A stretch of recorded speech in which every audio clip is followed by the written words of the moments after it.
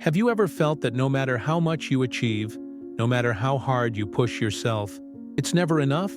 That nagging voice inside that whispers, "You could be better, stronger, richer, more admired," never seems to leave. Society tells you this is motivation, the natural order of success, the path to manhood. But what if I told you that this feeling isn't a test of your worth? It's a carefully constructed illusion, a quiet system designed to keep men chasing something they'll never reach. The truth is not in striving endlessly for approval, in collecting achievements or recognition, but in understanding the pattern that has been planted in your mind since youth. America trains men to believe in lack, to internalize inadequacy as a permanent state, and to confuse the endless pursuit with meaning itself. This is not a flaw in you. It is a programming you have inherited. And yet, hidden within this illusion is a path toward freedom, a way to see the subtle, powerful truth that being enough has nothing to do with meeting external standards, and everything to do with reclaiming the essence of your life, your own time, your own choices. If you stay with me through this reflection, you will begin to see how the pressure to always be more is not a call to action, but a call to awakening. And while you're here, consider subscribing to the channel, sharing this video, and commenting below. Every man who reads these words and begins to question his story is part of a community that remembers what it means to live fully, beyond the weight of expectations, and the constant whisper that you are never enough. Before awakening, a man carries the weight of invisible expectations everywhere he goes. He wakes up to a world that has already decided he is insufficient, that his value is measured in promotions, praise, and the careful tally of achievements. He studies the rules of success like sacred texts, memorizes the language of approval, and builds his identity around what others might think of him. His desires, fears, and failures are never his own. They are borrowed, rehearsed, imposed. He congratulates himself for accomplishments he believes are his, yet underneath, a quiet dissatisfaction pulses, a relentless reminder that he is never quite whole. Yet there is a moment, subtle and almost imperceptible, when he begins to notice the cracks. He sees that chasing more does not fill the emptiness he was told existed, that the applause of strangers cannot replace the calm of self-acceptance. This awakening is not dramatic at first. It is a whisper in the silence between obligations, a pause in the routine where the mind finally asks, "Who am I outside of all of this?" And in that question lies the door to another way of seeing. The very systems that once seemed natural, competition, comparison, achievement, are revealed as frameworks designed to make him small, to make him chase endlessly. When he stops participating in this unseen game, he begins to experience the first tremors of freedom. What appeared to be pressure becomes perspective. What seemed like deficiency becomes awareness. And the man realizes that the measure of worth is never in the mirror of society, but in the quiet recognition of his own life, his own choices, his own presence. Men are taught to seek validation everywhere, from peers, from colleagues, from social networks, from women, from the hollow applause of strangers. These connections, which feel essential, are often the very chains that bind them to the illusion of never being enough. He smiles, agrees, competes, proves, adapts, always performing, always measuring himself against invisible rulers. Yet each interaction is a subtle contract, a silent agreement to play a role that is not his own, a role that demands sacrifice of authenticity in exchange for fleeting approval. The irony is that the more he seeks this validation, the further he drifts from the essence of his life, the quiet center where real freedom resides. This realization is painful because it is intimate. He has been complicit, unknowingly participating in a system that treats his life as if it were a resume rather than a lived experience. But once he notices the machinery behind the mirror, the structures begin to unravel. He begins to step away from the expectations, to see the motivations behind his actions, and to question the necessity of approval itself. This questioning leads to tension. Others may perceive him as distant, aloof, even arrogant, as he withdraws from the endless comparisons and competitions. Friends may whisper that he has changed, colleagues may feel he no longer fits, and the world may present subtle resistance to his independence. Yet beneath this perception lies a deeper transformation. The man who appears detached is no longer fragmented by the need to perform. His silence, once mistaken for absence, is actually presence. His calm, once confused with indifference, is actually clarity. He learns that estrangement from superficial expectations is not rejection. It is a reclamation of self. The man grows stronger not by adding more to his life, but by peeling away what does not belong to him, by refusing the scripts written by others, and daring to live according to his own understanding. This process also reshapes his interpretation of what he once feared. Loneliness is no longer an emptiness to be feared, but a space to be inhabited, a silence where the mind can breathe. Failure is no longer a mark of inadequacy, but a signal that he is moving beyond illusions, testing boundaries that truly matter. Desire is no longer an endless hunger for more, but a compass pointing toward genuine purpose. In the midst of this internal revolution, he discovers that the world's judgment, which once weighed heavily upon him, now slides off like water from stone. His inner measure becomes the only metric, and in that measure he begins to sense a freedom he had never imagined. A freedom to live without the constant whisper that he is insufficient. As he steps away from the expectations imposed on him, the world begins to notice.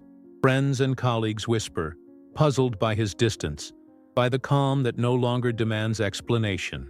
They see a man who no longer conforms, who no longer measures himself against their yardsticks, and they label him strange, arrogant, or cold. To them, he is detached, perhaps even unreachable. But this perception misses the truth entirely. Beneath the surface, he is more alive than ever, more present, more grounded. His independence is not isolation. It is clarity, a quiet assertion of self that requires no external validation. The tension between appearance and essence grows because people judge only what they can see, not what they cannot. They see a man who refuses to compete endlessly, who declines to compare, who no longer chases applause. Yet what they cannot perceive is the calm strength he has cultivated, the inner freedom that allows him to act from authenticity rather than fear. Every decision, every pause, every silence is a testament to a life no longer dictated by invisible rules. This misinterpretation by others is inevitable, but it no longer matters. He understands that the approval he once craved was a chain, and the absence of that approval is no longer a void. It is space, room to be himself. This shift also reframes the meaning of engagement with the world. Interactions are no longer transactions of worth, but expressions of genuine curiosity and connection. He can listen without judgment, speak without fear of being measured, and exist without constantly proving something. The world reacts with confusion, sometimes even resistance, but he reacts with equanimity. In the quiet of this detachment, he discovers a deeper intimacy with life itself, a recognition that what others perceive as withdrawal is actually the man stepping fully into his own presence. What once seemed like weakness now reveals itself as strength. The fears that haunted him, the fear of judgment, of inadequacy, of failure, are no longer chains but guides, pointing toward what truly matters. Every rejection he once suffered, every disappointment, every mistake, when seen through this lens, becomes a teacher, a mirror reflecting the illusions he once clung to. Desire, which once felt like an endless hunger, now takes on clarity. It is no longer a frantic chase for recognition or conquest, but a compass pointing toward purpose, toward the life that belongs to him and him alone. Failure, too, is transformed.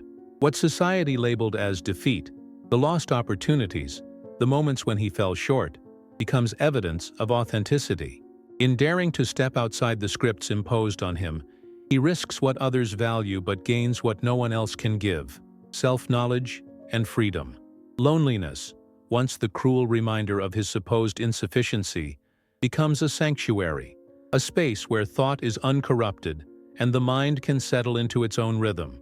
In these reinterpretations, what seemed like loss becomes a gateway, what appeared empty becomes full, and what once felt like weakness becomes the very source of his strength. This new understanding does not make life easier. It makes it more real. It removes the masks, the performances, the endless striving for invisible rewards. And as this clarity deepens, he sees how much of what he once feared was fabricated by forces outside himself, a system designed to keep men restless, competitive, and self-doubting. He begins to navigate his days with a quiet confidence, no longer driven by the need to prove himself, no longer burdened by the impossible standard of being enough in the eyes of others. In this space, he is finally able to measure his life by his own standards, and the subtle, profound peace that comes with this realization begins to permeate every action, every thought, every moment. As the man steps further into this awakening, the transformation deepens in ways that are both subtle and profound, altering the very texture of his inner life and the rhythm of his external world. On the surface, others may still see him as distant, strange, or even cold. Friends whisper behind his back, questioning why he no longer strives to impress, why he no longer competes for admiration, why he no longer measures his life by metrics of status or wealth. Colleagues may find him puzzling, perhaps even frustrating, because he refuses to participate in the silent games of comparison that dominate office politics, social hierarchies, and casual conversations. Strangers may sense an unusual calm in his presence, a quiet authority that feels alien because it is unperformed, authentic, and steady. Yet what they perceive externally is only a fraction of the truth. Beneath this calm exterior lies a man profoundly transformed, whose mind is no longer a battlefield of self-doubt and anxiety, whose energy is no longer drained by the constant pursuit of validation. Internally, he begins to experience a freedom he never thought possible. The incessant noise of not enough, the relentless pressure to achieve more, to be more, to prove himself to a world that offers fleeting recognition and empty praise, begins to dissolve. Anxiety loses its grip, and a quiet clarity takes its place. This clarity is not loud or dramatic. It is the steady hum of understanding that he has been freed from a system designed to keep him small. Each decision he now makes carries intentionality, arising not from fear, obligation, or desire for approval, but from a deep alignment with his own values, his own principles, and his own understanding of what is meaningful. In interactions with others, he no longer feels the compulsion to perform or to mold himself to expectations. He listens without judgment, speaks without pretense, and moves through life with a confidence born not from accolades, but from self-knowledge. The consequences of this transformation ripple outward, affecting every domain of his life. In relationships, he no longer clings to approval or fears rejection, for he understands that true connection does not require compromise of self. He sets boundaries naturally, not aggressively, and those who resonate with his authenticity are drawn in, while those who do not fall away without resentment. His career and ambitions shift too. He pursues work and projects that align with his inner purpose, rather than those dictated by society's definition of success. Money, prestige, and recognition are no longer measures of worth but tools, used deliberately rather than worshipped blindly. Even failure itself, which once crushed him, now serves as feedback, a mirror revealing the illusions he has abandoned and the choices that reflect his own truth. As this inner alignment grows, the tension between how he is perceived and who he truly is becomes pronounced. To the outside world, he may appear unconventional, eccentric, or difficult, but this is simply the shadow of authenticity projected on those still trapped in the illusion of societal expectation. Within, he experiences a steady expansion of clarity and strength. The empty craving for approval, the endless comparison, and the silent self-judgment are replaced by presence, by a profound understanding of the rhythms of his own life. Even his desires transform. What once was restless and compulsive becomes intentional and illuminating, guiding him toward experiences, people, and actions that resonate with his deeper purpose rather than satisfying a borrowed expectation. Ultimately, this awakening reshapes not only his inner world, but his interaction with the universe itself. He moves through life with an ease that feels revolutionary, yet it is quiet, almost invisible. Each choice, each interaction, each silence carries the imprint of a man who has stepped out of the cycle of inadequacy and entered a space of integrity, freedom, and grounded power. The life he now inhabits is paradoxically richer because it is simpler. Simpler in judgment, simpler in ambition, simpler in expectation, yet infinitely more expansive in clarity, authenticity, and strength. This evolution is not immediate, nor is it always comfortable, but it is transformative, layered, and unstoppable, like a river carving a canyon over decades, slow, persistent, reshaping everything it touches, leaving nothing the same as it was before. And so the paradox becomes clear. What once seemed like isolation was not loneliness, but clarity. What once appeared as weakness was in truth strength.